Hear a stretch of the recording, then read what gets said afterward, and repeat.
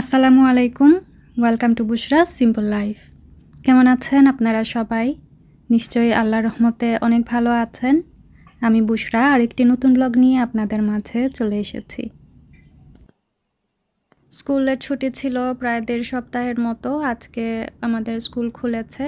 আর finally আপনাদের সাথে fresh তরতাজা একটা ব্লগ শেয়ার করতে যাচ্ছি।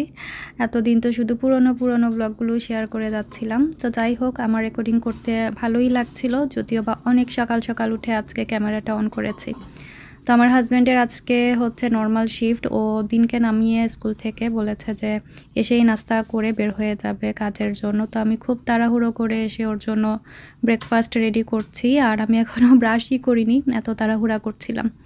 তো যাই হোক, নর্মালি দেখা যায় হাতে সময় থাকলে ও বিগ ব্রেকফাস্ট মানে ইংলিশ যে ব্রেকফাস্টটা থাকে আর কি, সেটা করতে প্রেফার করে। বাট আজকে যেহেতু হাতে সময় নেই, তো ঝটপট হচ্ছে অমলেট আর চাপাতি যেটা থাকে সেটা বানিয়ে নিচ্ছি। আর এখানে আমি একটু ঢং করছিলাম, যেহেতু একদম মুখ-টুক না ধুয়ে নিচে চলে এসেছি।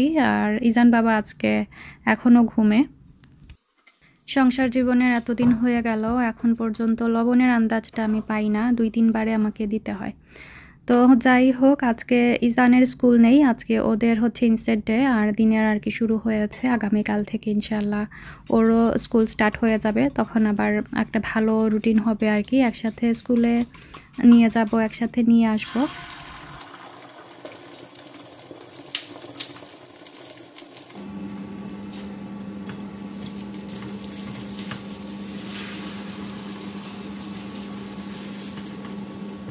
আমার হাজব্যান্ড হচ্ছে আমার হাতের অমলেট অনেক বেশি পছন্দ করেন। আর রান্নার মধ্যে বেচারা শুধু এই অমলেটটাই বানাতে পারেন আর হচ্ছে ইংলিশ ব্রেকফাস্ট। বাট উনি সবসময় বলেন যে আমার অমলেট নাকি অনেক বেশি মজা হয়। আর ওনারটা করলে কি হয়, ফ্লাফি হয় না বা যে ফুলে ওঠা সেটা আর কি হয় না। বাট আমার অমলেট মাশাআল্লাহ অনেক সুন্দর করে ফুলে ওঠে।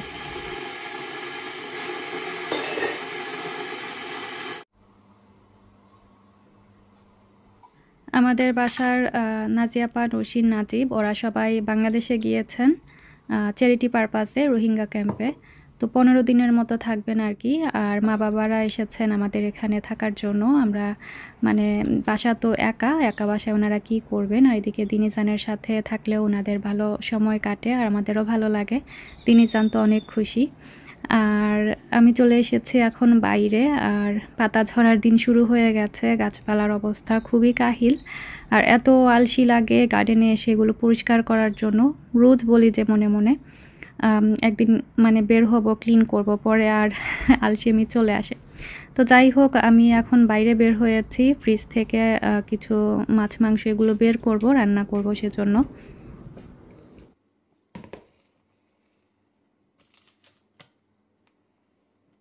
তো এই বড়ই ভর্তাটা আমি নিয়ে এসেছিলাম আগে একবার, খেয়ে এত মজা লেগেছিল। তো ভাবলাম যে নিয়ে আসি, মা তো পছন্দ করেন টক খেতে। বাট আজকে কেন যেন এটা তেমন মজা লাগেনি। মানে মনে হচ্ছিল যে ডিফারেন্ট, পুরা ডিফারেন্ট। মানে একই প্যাকেট, সব কিছু একই, বাট কেন যেন রেসিপিটা মনে হচ্ছে ডিফারেন্ট ছিল। তো যাই হোক, আমি ভেবেছিলাম যে আমি কই মাছ বের করে নিয়ে এসেছি, এখন দেখলাম পাবদা মাছ নিয়ে এসেছি। তো যাই হোক, এখন আবার শেডে যেতে ভালো লাগছে না, যেটা বের করেছি সেটাই রান্না করে নেব। আর এদিকে আমার অর্কিডের গাছে মাশাআল্লাহ আবারও ২টা কলি এসেছে। তো আমি এটাকে একটা ক্লিপ লাগিয়ে দিয়েছি। আর এখানে দেখতে পারলাম যে গাছ ক্লিন করতে হবে, একটু ডাস্ট পড়েছে বা গ্রিস জমেছে, যেহেতু এটা আমার কিচেনের উইন্ডোতে রাখা। গত বছরও কিন্তু এটার মধ্যে ২টা কলি এসেছিল, এবছরও ২টা।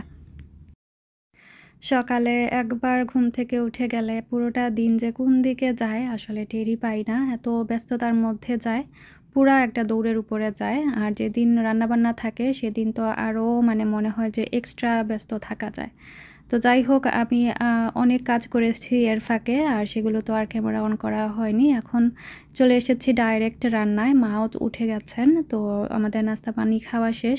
তো ভাবছি আজকে রান্নার কাজটা খুব তাড়াতাড়ি সাইডে নেব, এর আগে আমার এডিটিংয়ের কাজ কিছু সারলাম।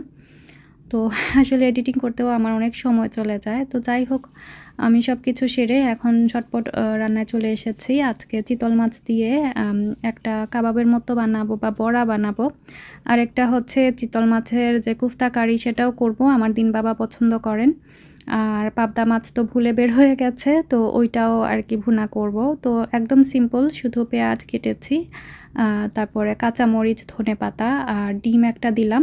গুঁড়া মশলার মধ্যে যেগুলো বাটিতে ছিল মশলার সেগুলোই দিয়েছি, হলুদের গুঁড়া, মরিচের গুঁড়া, অল্প ধনিয়া, কারি পাউডার, হালকা একটু জিরার গুঁড়া, লবণ দিয়েই তো ভালো করে মাখিয়ে নিয়েছি।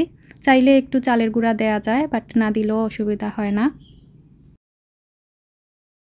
আর এদিকে পাবদা মাছকে ভাজি করে তারপরে রান্না করার প্ল্যান করছিলাম, বাট এটা আমাকে এত হার্ড টাইম দিচ্ছিল উল্টানোর ক্ষেত্রে আর কি। আসলে রান্না বান্না করতে ভালোই লাগে, বাট এইরকম ছোট ছোট চ্যালেঞ্জ এত রাগ উঠায় মাঝে মাঝে। যেহেতু এটা উল্টাতে গিয়ে আমার পুরোটা কুকার একদম নষ্ট হয়ে গিয়েছিল, তেল ছিটে ফুটে, মানে কাজ বাড়াচ্ছে। আর এখন যেহেতু শর্ট ডেজ শুরু হয়ে গেছে, জোহরের টাইমও খুবই শর্ট হয়েছে, তার উঠি আসরের টাইম, তারপরে আবার বাচ্চাদেরকে স্কুল থেকে আনার টাইম।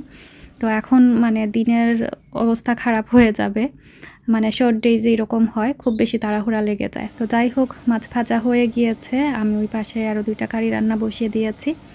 আর কাবাবটাও আমার মোটামুটি হয়ে এসেছে। তো বেশ কিছু পেঁয়াজ কুচি বাকি ছিল, তো কি করব, কন্টেনারে রাখলেও দেখা যায় ফ্রিজে গন্ধ হয়ে যায়। তো ভাবলাম কাবাবের সাথেই দিয়ে দেই, সাথে একটা টমেটো দিয়ে দেবো, অন্য আরেকটা রেসিপি হয়ে যাবে। তো খারাপ লাগেনি, এভাবে ট্রাই করে দেখতে পারেন, আমার কাছে তো ভালোই লেগেছে।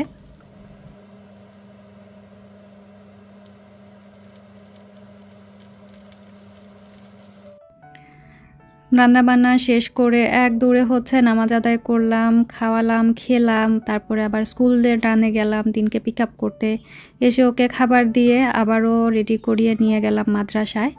তো মাদ্রাসায় ওকে ড্রপ অফ করে এসে আমার এখন হঠাৎ মনে পড়লো যে একটা সেমাই রান্না করি, যেহেতু মা বাবারাও বাসায় আছেন। আসলে বাসায় কেউ থাকলে দেখা যায় এটা সেটা বানাতে ইচ্ছা হয়, আর দৌড়ের উপরে থাকলে তো আর মানে সময় দিয়ে না হলে তখন হচ্ছে অন্য কেস। বাট আজকে খুব ইচ্ছে করছিল যে এটা বানাবো, অবশ্য বেশ 2-3 দিন থেকে ইচ্ছে করছে, বাট সময় দিয়ে কুলাতে পারছিলাম না। তো ওই দিন বাজারে গিয়েছিলাম গ্রোসারিতে, তখন এই পাস্তাটা নিয়ে এসেছি। আর এটা দেখলাম বেশ কয়েকটা চ্যানেলে এটা রেসিপি, আর আমার খুব ইচ্ছে ছিল যে এটা আমি ট্রাই করব। তো এটা হচ্ছে একটা পাস্তা, বাট দেখতে মনে হচ্ছে দেশের যে চুটকি সেমাই বা হাতে বানানো সেমাই থাকে সেটার মতো। তো এটা দিয়ে আজকে আর কি আমি সেমাইটা রান্না করব। তো দুধ জালে বসিয়ে দিয়েছি, একটা ইভাপোরেটেড মিল্ক দিয়েছি, যেভাবে আমরা সেমাই রান্না করি আর কি ওইভাবেই। আর তেজপাতা, দারচিনি, এলাচি দিয়ে আমি 1 চামচ ঘিও পরে অ্যাড করেছিলাম। আর পাস্তা যেভাবে বয়েল হয় আর কি ওইভাবেই বয়েল করে নিচ্ছিলাম। বাট প্রবলেম হয়েছে, আমি এত মিষ্টি দিয়েছি এটার মধ্যে, আসলে আন্দাজ করতে পারিনি। গুঁড়ো দিয়েছি, চিনিও মনে হয় পরে দিয়েছিলাম। তো অতিরিক্ত মিষ্টি হয়ে গেছে, বাট আমার কাছে কিন্তু ভালোই লেগেছে খেতে। একদম মনে হচ্ছিল যে দেশে যে হাতে কাটা সেমাই থাকতো ওইটার মতোই। দিন দিন সব কিছু এত ইজি হচ্ছে, আসলে ব্যস্ত সময়, ব্যস্ত জীবন, যত সহজ হওয়া যায় ততই ভালো। আর শেষমেশ হচ্ছে আমি কিছু কিশমিশও দিয়ে দিলাম। আর এই তো রেডি হয়ে গেছে আমার পাস্তা সেমাই। তো আমি এটার নাম দিয়েছি পাস্তা সেমাই। আপনারা বাসায় ট্রাই করে দেখবেন যারা এখনও ট্রাই করেননি, ভালোই লেগেছে। একদম মনে হচ্ছিল হ্যান্ডমেড সেমাই আর কি। আর আমি আসলে ভেবেছিলাম যে নারিকেল দিব, পরে ভুলে গিয়েছিলাম, তো একটু গার্নিশিং করে উপর থেকে দিয়ে দিয়েছি। খারাপ লাগেনি, ভালোই লেগেছে।